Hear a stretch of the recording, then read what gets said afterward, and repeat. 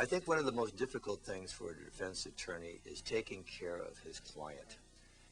What I tell my clients are, once they've come to my office, they leave that problem right on my desk. Walk out of here and go live your life as normally as you can, because you can't do a thing about it. It's up to me. So I want to take that burden off of him so that he's free to go out and try to minimize his anxieties. And that's the responsibility of a professional trial lawyer. What happens after that is totally legal, because Mr. Jackson is not going to be involved with his defense. He's left that to specialists. Is there any difference in that in open heart surgery? We sure aren't going to get in there with our clippers, are we, for open heart? So he has to go upon his own life. It's not easy. It's not easy for anybody around him. Mr. Jackson is at the peak of a pyramid. Underneath him are hundreds of people that are dependent upon him for work. They're dependent upon him for enjoyment. He has fans all over the world who truly admire him and enjoy life because of what he's been able to bring. So he has a responsibility to his public, and the best way for him to fulfill it is to try to not have the anxieties. It's up to his judges, and it's up to the defense teams to try and relieve him of those anxieties. Okay, just a couple more questions about your sort of the play-by-play, the coffee shop talk, the Monday morning quarterback. Is everybody kind of watching the drama that's unfolding and how it's all taking place? Is it a good case study to watch for even aspiring attorneys? Well, the answer to all of that is no. And the reason why I say that is because the procedure that going through with this case is so routine. We do hundreds, thousands of them a year. There are grand jury indictments. We do have people who are high visibility people. I don't know if you remembered here when Ansel Ford was here, because he got arrested here in Santa Barbara. Michael Jackson has been involved here since 1993. He was involved here in 1997 when he was sued. He was sued in Santa Maria at least by 4 or 5 other kinds of people.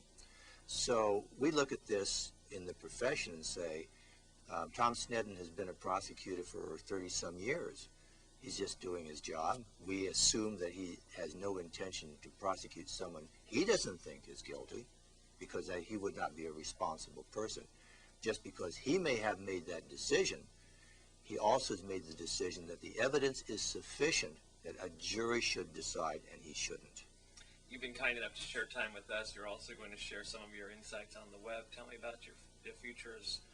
Maybe you having a web page you're referencing that might either talk about your services or your analysis of this case. I'm not sure if you're going to put both on there. I would imagine you might have some. Well, what we're going to do is we're preparing a website, and because of my background of 38 years practicing in the criminal defense field, we certainly are going to have a component that deals with the fact that I have been interviewed many times as an expert to give commentary.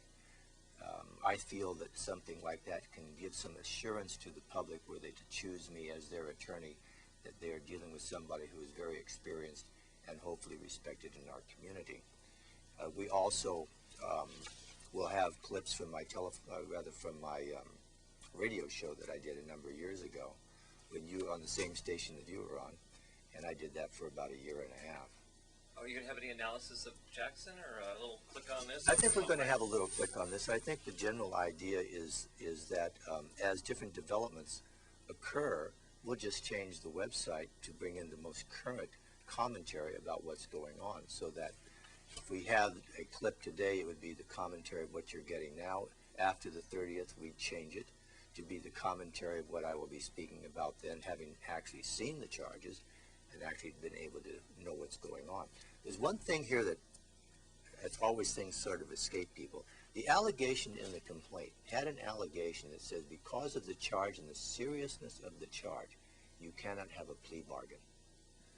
And I'm sure that's going to be also part of the indictment. And what that means is that Mr. Jackson either pleads guilty to everything without any consideration for sentencing, or else he goes to trial. It's an all or nothing.